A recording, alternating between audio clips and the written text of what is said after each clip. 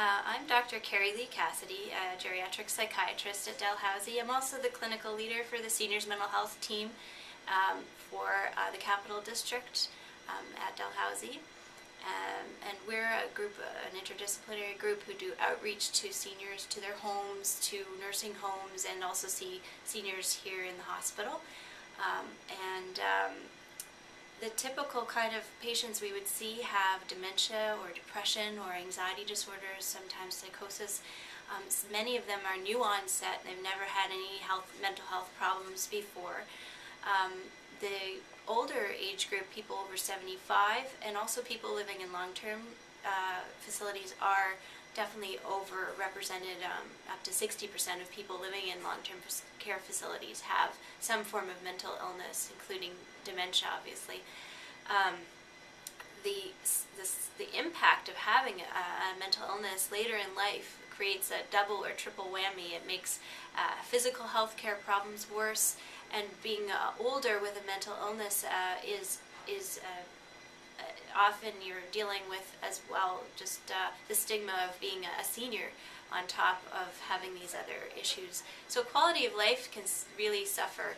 And what I'm seeing in terms of Nova Scotia, there are some good steps being taken, healthy aging strategy and long-term care strategy to develop more beds and access for seniors who need these services. But on the other hand, the human resource issues is not got a clear solution. Just having the people who are trained adequately to help deal with these issues is sorely needed. And in particular, long-term care facilities really are becoming like the psychiatric facilities of our day. And so specialized care is required as well as training and education.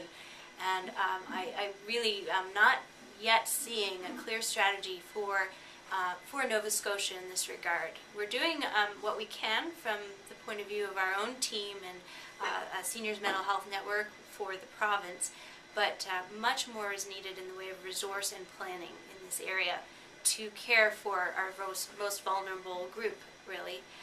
I'm hopeful that the Mental Health Commission of Canada is going to, with a subgroup focused on seniors, will create some political focus and will around this issue. In some ways, I would see this growing senior population, which is being referred to as a senior tsunami, with the numbers doubling in the next 10 to 20 years of people with dementia, of people dealing with chronic mental illness and new onset mental illness in late life, as being one of the most important healthcare issues facing Canada. Thanks.